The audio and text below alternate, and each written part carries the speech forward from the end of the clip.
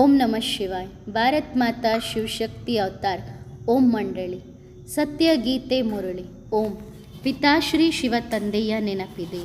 ಮುರಳಿಯ ದಿನಾಂಕ 14/8/2025. ಬೆಳಗಿನ ತರಗತಿ ರಿವೈಸ್ ಕೋರ್ಸ್ 12/4/1968. ಓಂ ನಮಃ ಶಿವಾಯ. ಪ್ರೀತಿಯ ಮಕ್ಕಳೇ, ನಾವು ಆತ್ಮರುಗಳು ಈಗ ವಾಪಸ್ ಹೋಗಬೇಕು. ಶರೀರದ ಅಭಿಮಾನವನ್ನು ತೆಗೆದುಹಾಕಬೇಕು. ಈ ಹಳೆಯ ಶರೀರದಿಂದ ಹಾಗೂ ಹಳೆಯ ಜಗತ್ತಿನಿಂದ ಉಪರಾಮ್ ಆಗಿರಬೇಕು. ದೇಹ ಸಹಿತ ಏನೆಲ್ಲ ನೋಡುತ್ತಿದ್ದೀರಿ ಅದು ಎಲ್ಲವೂ ಸಮಾಪ್ತಿಯಾಗಲಿದೆ. ನಾವೀಗ ಟ್ರಾನ್ಸ್ಫರ್ ಆಗಬೇಕು. ಇದರಲ್ಲಿ ಪರಿಶ್ರಮ ಹಿಡಿಯುತ್ತದೆ ಹಾಗೂ ಬಹಳ ದೊಡ್ಡ ಪರೀಕ್ಷೆಯೂ ಇದೆ. ಓಂ ನಮಃ ಶಿವಾಯ. ಈಗ ಮಕ್ಕಳಿಗೆ ಮನೆಯ ನೆನಪು ಬರುತ್ತದೆಯಲ್ಲವೇ? ತಂದೆ ಇದೇ ಮಾತನ್ನು ತಿಳಿಸುತ್ತಾರೆ. ಮನೆ ಹಾಗೂ ರಾಜಧಾನಿಯ ನೆನಪು ಬರಬೇಕು. ಹಾಗೂ ಮಕ್ಕಳು ಈ ಮಾತುಗಳನ್ನು ತಿಳಿದುಕೊಂಡಿದ್ದೀರಿ. ನಮ್ಮ ಮನೆ ಯಾವುದು ಎನ್ನುವುದು ಗೊತ್ತಿದೆ.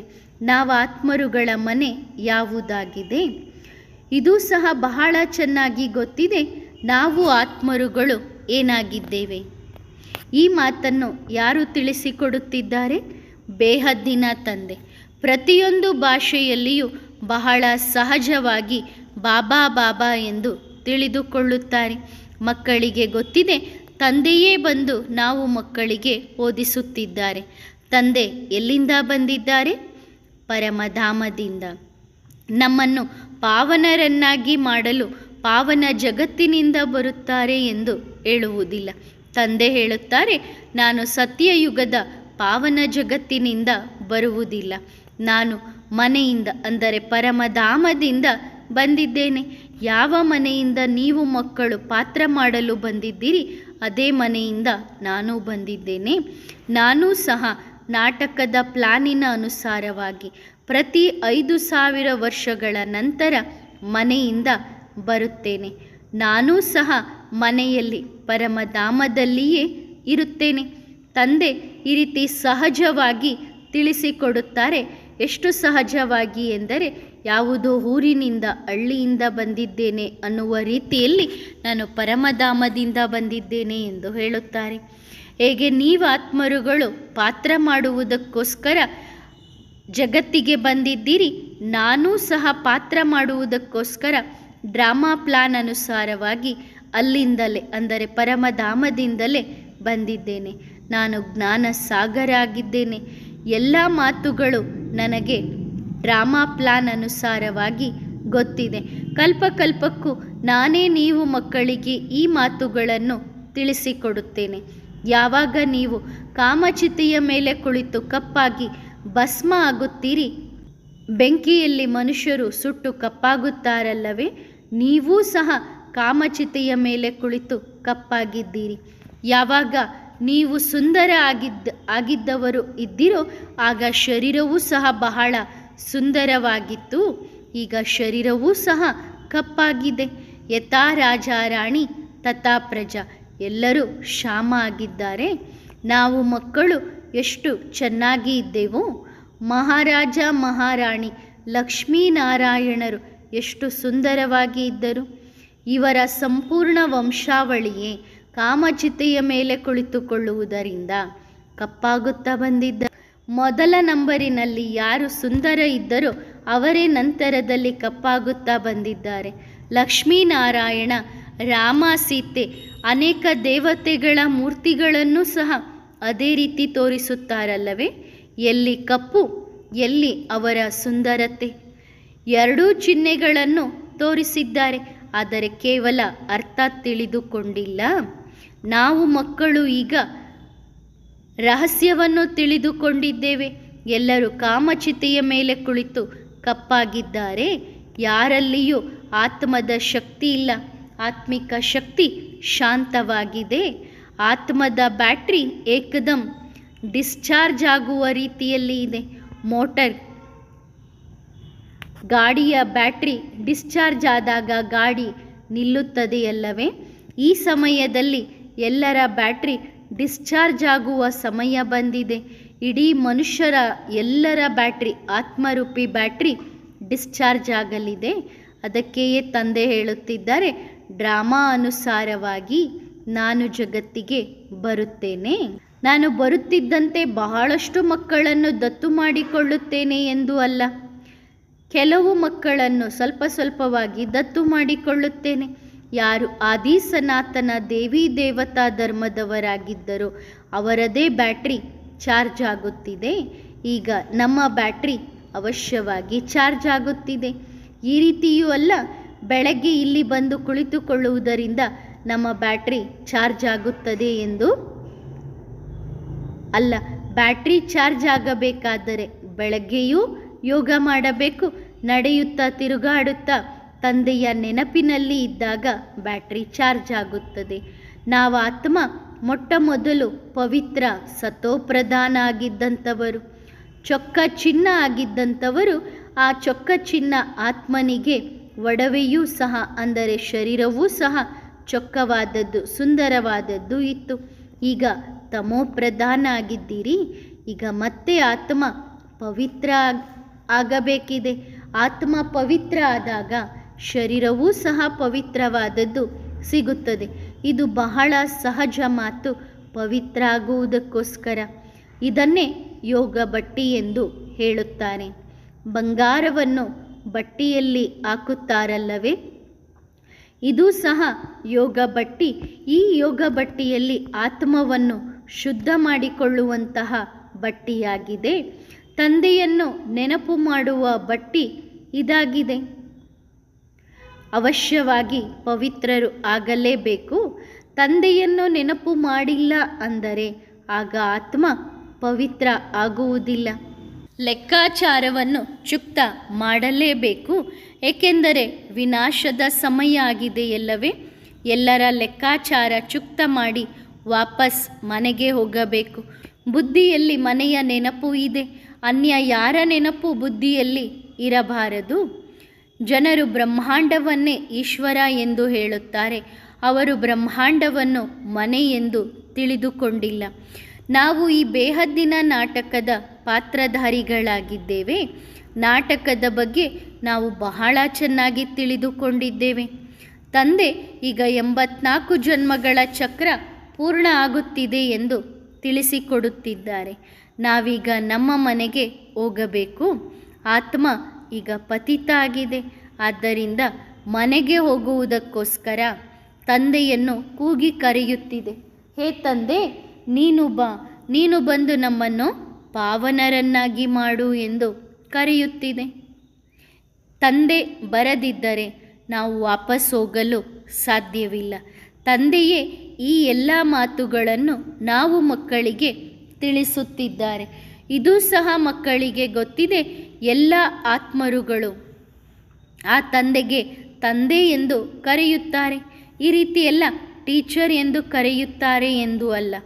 ಕೃಷ್ಣನಿಗೂ ಟೀಚರ್ ಎನ್ನುತ್ತಾರೆ. ಈಗ ನಾವು ಮಕ್ಕಳಿಗೆ ಗೊತ್ತಿದೆ, ಕೃಷ್ಣ ಸತ್ಯಯುಗದಲ್ಲಿ ಸ್ವಯಂ ಓದುತ್ತಿದ್ದ. ಕೃಷ್ಣ ಎಂದು ಯಾರಿಗೂ ಟೀಚರ್ ಆಗುವುದಿಲ್ಲ. ಈ ರೀತಿಯೂ ಅಲ್ಲ, ಸತ್ಯಯುಗದಲ್ಲಿ ಕೃಷ್ಣ ಓದಿ ಮುಂದೆ ಟೀಚರ್ ಆಗುತ್ತಾನೆ ಎಂದು ಅಲ್ಲ. ಕೃಷ್ಣ ಬಾಲ್ಯತನದಿಂದ ಹಿಡಿದು ದೊಡ್ಡವನಾಗುವ ತನಕ ಸಂಪೂರ್ಣ ಅವನ 84 ಜನ್ಮಗಳ ಕತೆ ನೀವು ಮಕ್ಕಳಿಗೆ ಗೊತ್ತಿದೆ. ಅವರು ಕೃಷ್ಣನನ್ನು ಭಗವಂತ ಎಂದು ಹೇಳುತ್ತಾರೆ. ಎಲ್ಲಿ ನೋಡಿದರಲ್ಲಿ ಕೃಷ್ಣನೇ ಕೃಷ್ಣ ಕಾಣುತ್ತಾನೆ. ರಾಮನಿಗೂ ಇದೇ ಮಾತನ್ನು ಹೇಳುತ್ತಾರೆ. ಎಲ್ಲಿ ನೋಡುತ್ತೇವೆ ಅಲ್ಲಿ ರಾಮನೇ ರಾಮ ಇದ್ದಾನೆ ಎಂದು ಹೇಳುತ್ತಾರೆ. ಗೊಂದಲದಲ್ಲಿ ಇದ್ದಾರೆ. ತಂದೆ ಎಷ್ಟು ಚೆನ್ನಾಗಿ ನಾವು ಮಕ್ಕಳಿಗೆ ಜ್ಞಾನವನ್ನು ತಿಳಿಸುತ್ತಿದ್ದಾರೆ. ನೀವೂ ಸಹ ಈಗ ತಿಳಿದುಕೊಂಡಿದ್ದೀರಿ. ಭಾರತದ ಪ್ರಾಚೀನ ಯೋಗ ಹಾಗೂ ಜ್ಞಾನ ಪ್ರಸಿದ್ಧಿ ಇದೆ. ಮನುಷ್ಯರು ಏನನ್ನೂ ತಿಳಿದುಕೊಂಡಿಲ್ಲ. ಜ್ಞಾನಸಾಗರ ಒಬ್ಬ ತಂದೆಯಾಗಿದ್ದಾರೆ.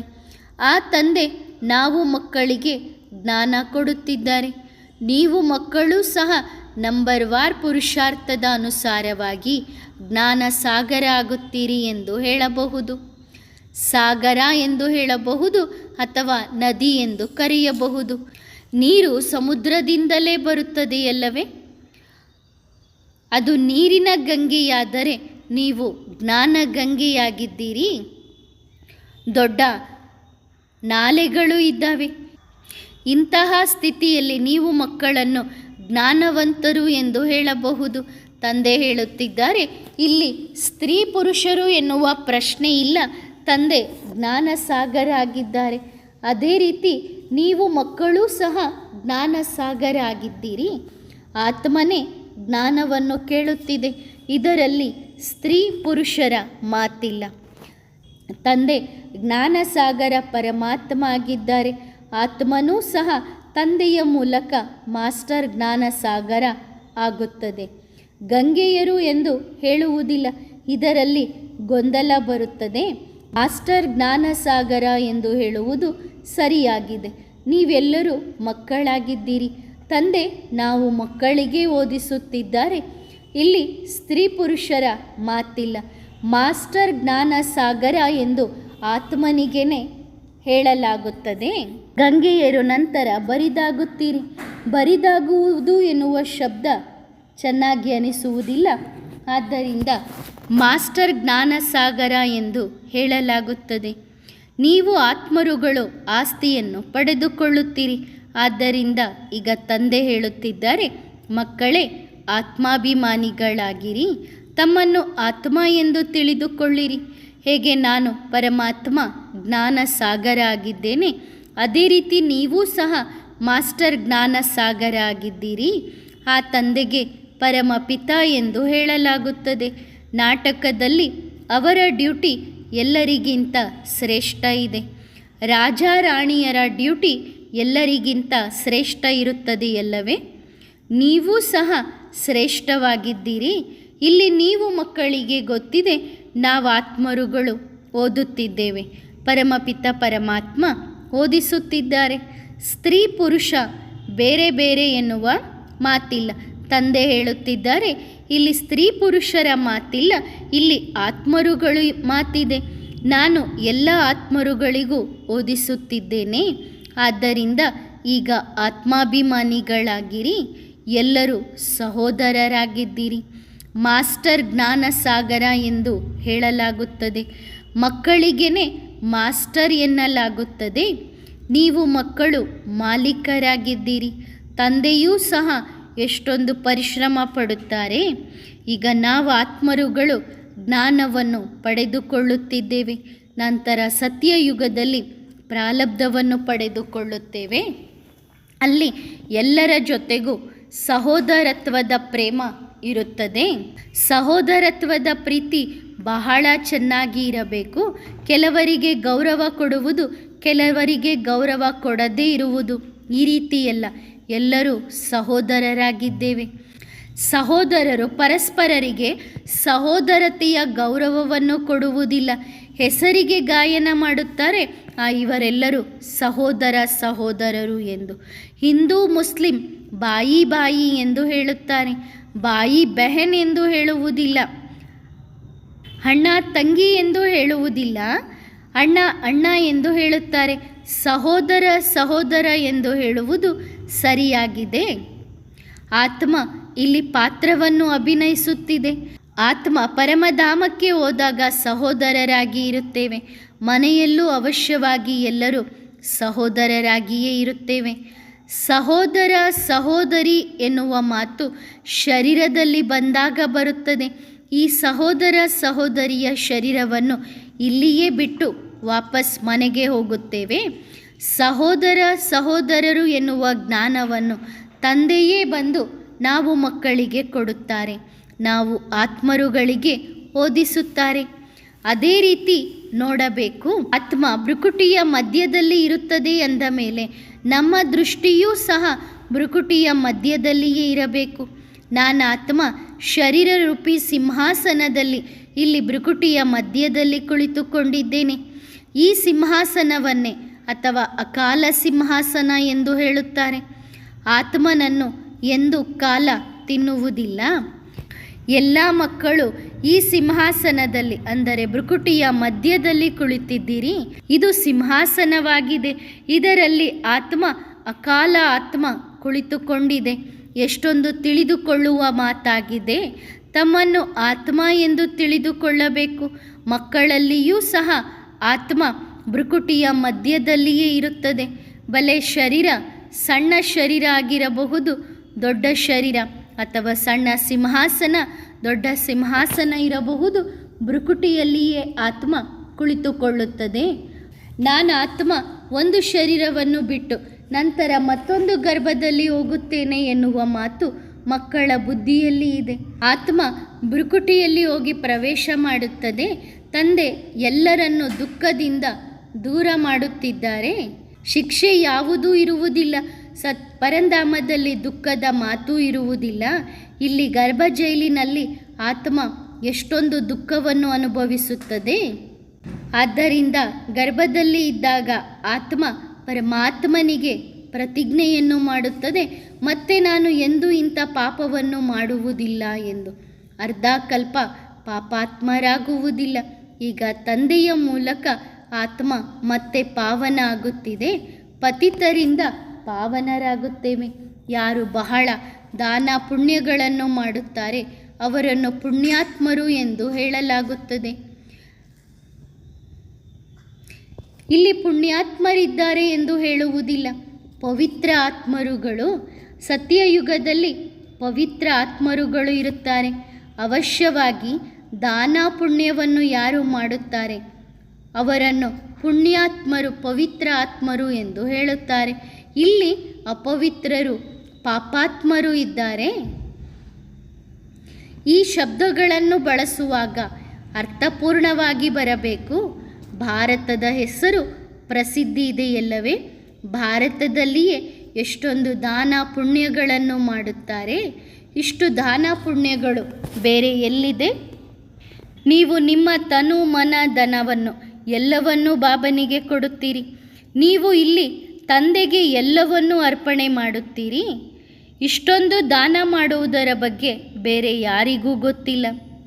ದಾನ ಕೊಡುವಂಥವರು, ದಾನ ತೆಗೆದುಕೊಳ್ಳುವಂಥವರು ಇಲ್ಲಿಯೇ ಭಾರತದಲ್ಲಿಯೇ ಬರುತ್ತಾರೆ. ಇದೆಲ್ಲವೂ ಬಹಳ ಸೂಕ್ಷ್ಮ ಮಾತುಗಳಾಗಿದೆ. ಭಾರತದಲ್ಲಿಯೇ ನಡೆಯುತ್ತದೆ. ಭಾರತ ಎಷ್ಟೊಂದು ಅವಿನಾಶಿ ಖಂಡ ಆಗಿದೆ. ಈಗ ಅನ್ಯ ಎಲ್ಲ ಖಂಡಗಳು ಸಮಾಪ್ತಿಯಾಗುತ್ತದೆ. ಈ ನಾಟಕ ಹೇಗೆ ಮಾಡಲ್ಪಟ್ಟಿದೆ ಎನ್ನುವುದು ಸಹ ನೀವು ಮಕ್ಕಳ ಬುದ್ಧಿಯಲ್ಲಿ ಇದೆ. ಜಗತ್ತಿನವರಿಗೆ ಗೊತ್ತಿಲ್ಲ. ಇದಕ್ಕೇನೆ ಜ್ಞಾನ ಎಂದು ಹೇಳಲಾಗುತ್ತದೆ. ಈ ಜ್ಞಾನ ಬಹಳ ಚೆನ್ನಾಗಿದೆ. ಈ ಜ್ಞಾನ ಸಂಪಾದನೆಯಾಗಿದೆ. ಇದರಿಂದ ಬಹಳ ಸಂಪಾದನೆಯಾಗುತ್ತದೆ. ತಂದೆಯನ್ನು ನೆನಪು ಮಾಡಿರಿ ಎನ್ನುವಂತಹ ಜ್ಞಾನವನ್ನು ತಂದೆ ಕೊಡುತ್ತಾರೆ. ಸೃಷ್ಟಿ ಚಕ್ರದ ಜ್ಞಾನವನ್ನು ಕೊಡುತ್ತಿದ್ದಾರೆ. ತಂದೆ ಹೇಳುತ್ತಿದ್ದಾರೆ, ನನ್ನೊಬ್ಬನನ್ನೇ ನೆನಪು ಮಾಡಿರಿ. ಇದೂ ಸಹ ಜ್ಞಾನ ಆಗಿದೆ. ಇಂತಹ ಜ್ಞಾನವನ್ನು ನೀವು ಎಂದಾದರೂ ಕೇಳಿದ್ದೀರಾ? ಇಲ್ಲ ತಾನೆ? ಈಗ ನಾವು ಮಕ್ಕಳಿಗೆ ಗೊತ್ತಿದೆ. ನಾವು ಜನ್ಮ ಜನ್ಮಾಂತರ ಭಕ್ತಿ ಮಾರ್ಗದಲ್ಲಿ ಇದ್ದೆವು. ಮನುಷ್ಯರ ಮೂಲಕ ಜ್ಞಾನವನ್ನು ಕೇಳುತ್ತಾ ಬಂದಿದ್ದೇವೆ. ವಿದೇಹಿ ತಂದೆಯಿಂದ ಕೇಳಿಲ್ಲ. ಈಗ ತಂದೆ ನಾವು ಮಕ್ಕಳಿಗೆ ಬಹಳ ಚೆನ್ನಾಗಿ ಜ್ಞಾನವನ್ನು ತಿಳಿಸುತ್ತಿದ್ದಾರೆ. ತಮ್ಮನ್ನು ಆತ್ಮ ಎಂದು ತಿಳಿದುಕೊಳ್ಳಿರಿ. ನಾವೆಲ್ಲ ಸಹೋದರರು ತಂದೆಯಿಂದ ಆಸ್ತಿಯನ್ನು ಪಡೆದುಕೊಳ್ಳುತ್ತೇವೆ. ಜ್ಞಾನದ, ಶಿಕ್ಷಣದ, ನೆನಪಿನ ಆಸ್ತಿಯನ್ನು ಪಡೆದುಕೊಳ್ಳುತ್ತೇವೆ. ಇದರಲ್ಲಿ ಪರಿಶ್ರಮ ಇದೆ. ನಾವು ಆತ್ಮರುಗಳು ಈಗ ವಾಪಸ್ ಹೋಗಬೇಕು. ಶರೀರದ ಅಭಿಮಾನವನ್ನು ತೆಗೆದುಹಾಕಬೇಕು. ಈ ಹಳೆಯ ಶರೀರದಿಂದ ಹಾಗೂ ಹಳೆಯ ಜಗತ್ತಿನಿಂದ ಉಪರಾಮಾಗಿರಬೇಕು. ದೇಹ ಸಹಿತ ಏನೆಲ್ಲ ನೋಡುತ್ತೀರಿ ಅದು ಎಲ್ಲವೂ ಸಮಾಪ್ತಿಯಾಗಲಿದೆ. ನಾವೀಗ ಟ್ರಾನ್ಸ್ಫರ್ ಆಗುತ್ತೇವೆ. ಇಲ್ಲಿಂದ ಟ್ರಾನ್ಸ್ಫರ್ ಆಗುವುದಕ್ಕೆ ಪರಿಶ್ರಮ ಇದೆ. ಬಹಳ ದೊಡ್ಡ ಪರೀಕ್ಷೆ ಇದೆ. ಮಾತುಗಳನ್ನು ತಂದೆಯೇ ತಿಳಿಸುತ್ತಿದ್ದಾರೆ. ಯಾವ ಮನುಷ್ಯರು ಇಂತಹ ಮಾತುಗಳನ್ನು ತಿಳಿಸಲು ಸಾಧ್ಯವಿಲ್ಲ. ಎಲ್ಲ ಆತ್ಮರುಗಳಿಗೆ ತಂದೆಯೇ ಬಂದು ಓದಿಸುತ್ತಿದ್ದಾರೆ. ಇದರಲ್ಲಿ ಯಾವ ಪುಸ್ತಕದ ಮಾತು ಇರುವುದಿಲ್ಲ. ತಂದೆಯನ್ನು ನೆನಪು ಮಾಡಬೇಕು. ತಂದೆ 84 ಜನ್ಮಗಳ ಚಕ್ರದ ಜ್ಞಾನವನ್ನು ತಿಳಿಸಿಕೊಡುತ್ತಿದ್ದಾರೆ. ಮನುಷ್ಯರು ಸಂಪೂರ್ಣ ಘೋರವಾದ ಕತ್ತಲಿನಲ್ಲಿ ಇದ್ದಾರೆ. ನೀವೀಗ ಜಾಗೃತರಾಗಿದ್ದೀರಿ. ಮನುಷ್ಯರು ಇನ್ನೂ ಜಾಗೃತರಾಗುತ್ತಿಲ್ಲ. ಎಷ್ಟೊಂದು ಪರಿಶ್ರಮ ಪಡುತ್ತಿದ್ದಾರೆ. ಆದರೂ ಸಹ ಭಗವಂತ ಬಂದು ಓದಿಸುತ್ತಿದ್ದಾರೆ ಎನ್ನುವ ಮಾತಿನ ಮೇಲೆ ವಿಶ್ವಾಸ ಇಡುತ್ತಿಲ್ಲ. ಅವಶ್ಯವಾಗಿ ಯಾರಾದರೂ ಬರಲೇಬೇಕಲ್ಲವೇ? ಪುಸ್ತಕದಲ್ಲಿ ಯೋಚನೆ ಮಾಡಿ ಯಾರ ಹೆಸರು ಹಾಕಬೇಕು ಎಂದು ಯೋಚಿಸಿ ಕೃಷ್ಣನನ್ನು ಹಾಕಿದ್ದಾರೆ. ಅವರಿಗೆ ಗೊತ್ತಿಲ್ಲ. ಕೆಲವೊಂದು ಚಿತ್ರಗಳನ್ನು ನೋಡಿರಿ, ಹೇಗೆ ರೆಡಿ ಮಾಡಿದ್ದಾರೆ. ಈಗ ತಂದೆ ಆತ್ಮಗಳಿಗೆ ಜ್ಞಾನ ಕೊಡುತ್ತಾರೆ. ಈ ರೀತಿ ಮಾಡಿರಿ, ಈ ರೀತಿ ಮಾಡಿರಿ ಎಂದು ಮನುಷ್ಯರಿಗೆ ತಂದೆ ಸಲಹೆ ಕೊಡುತ್ತಾರೆ. ನಾವು ಮಕ್ಕಳಿಗೆ ಬಹಳ ಸಹಜ ಇದೆ, ನಂಬರ್ ವಾರ್ ಆಗಿದ್ದೇವೆ. ಶಾಲೆಯಲ್ಲೂ ಸಹ ನಂಬರ್ ವಾರ್ ಇರುತ್ತಾರಲ್ಲವೇ? ರಾಜಧಾನಿಯಲ್ಲೂ ನಂಬರ್ ವಾರ್ ಆಗಿ ಬರುತ್ತಾರೆ. ಈ ಶಿಕ್ಷಣದಿಂದ ಬಹಳ ದೊಡ್ಡ ರಾಜಧಾನಿ ಸ್ಥಾಪನೆಯಾಗುತ್ತದೆ. ಇದೂ ಸಹ ನಾವು ಮಕ್ಕಳ ಬುದ್ಧಿಯಲ್ಲಿ ಇದೆ. ನಾವು ರಾಜ ಆಗುವಂತಹ ಪುರುಷಾರ್ಥ ಮಾಡಬೇಕು.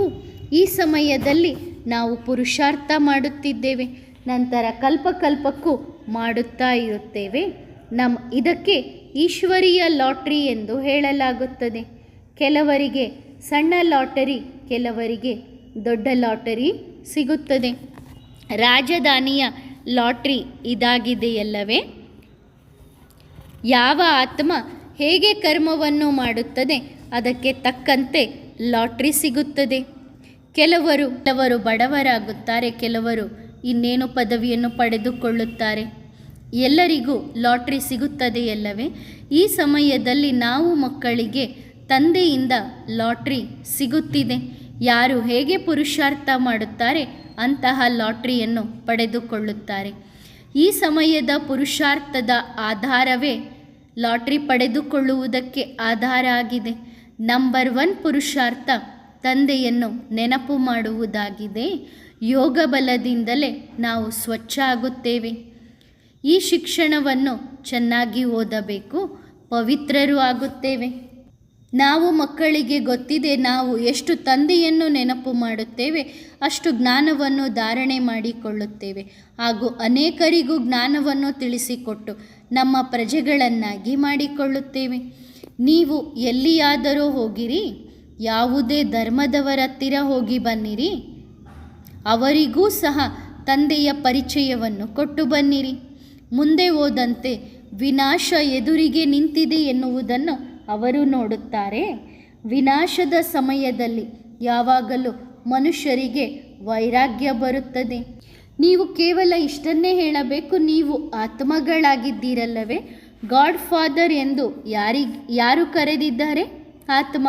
ಈಗ ತಂದೆ ಆತ್ಮರುಗಳಿಗೆ ಹೇಳುತ್ತಿದ್ದಾರೆ, ತಂದೆಯಾದ ನನ್ನೊಬ್ಬನನ್ನೇ ನೆನಪು ಮಾಡಿದಾಗ ನಿಮ್ಮ ವಿಕರ್ಮ ವಿನಾಶವಾಗುತ್ತದೆ.